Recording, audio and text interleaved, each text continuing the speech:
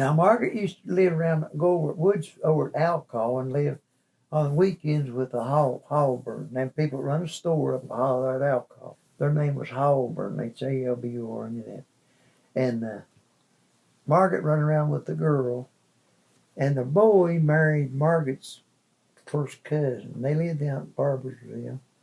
She used to come up there to the drive-in theater with me and Margaret.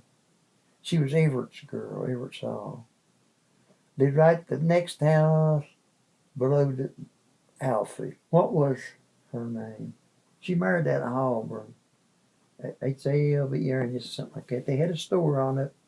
If you went up there to Alcoa, not turn up the hall at Ralph's, go on up through there. And that was the very place that I met Margaret up there. Was on a bridge up there one Sunday. Going up that road there, like you go over to Mud River, go over to the dam that way. But Margaret was a visit to them. That was on a Sunday. And I took Mommy down at Ralph's. And I don't know how Margaret got away around there. I don't know, maybe walked. But what was Everett's girl's name? Clarion, yeah.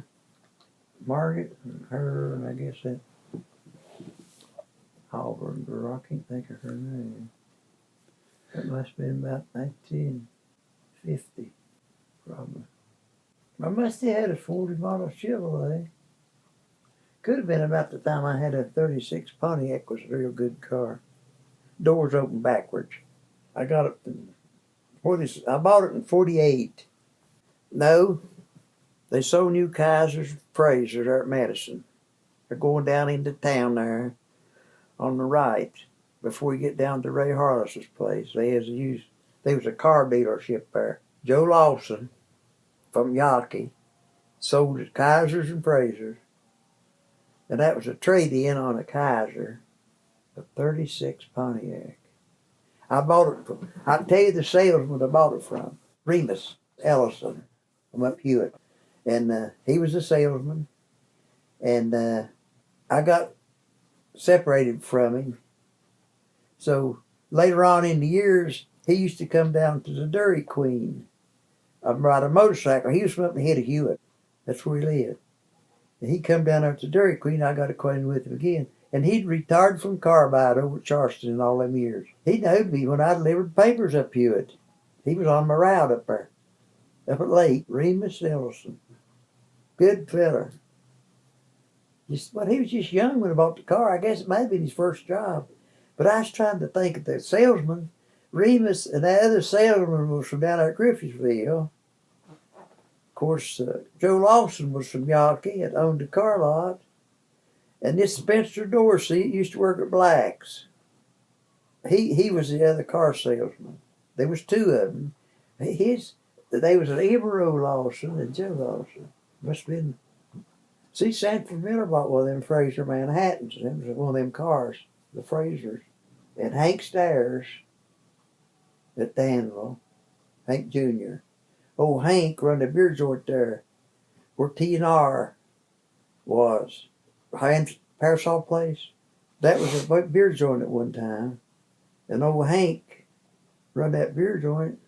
And so I had bought that Chevrolet there about 48 or 49. The one I'd had down there at Yawkey, up at Ralph's or at Alcoa. But that guy lived up at Van that had traded my car in. I bought that Pontiac. I had that 36 Pontiac, I believe. It was a pretty smooth car. But I was going up, I come down there at Danville one time. Dad was working over and picked him up.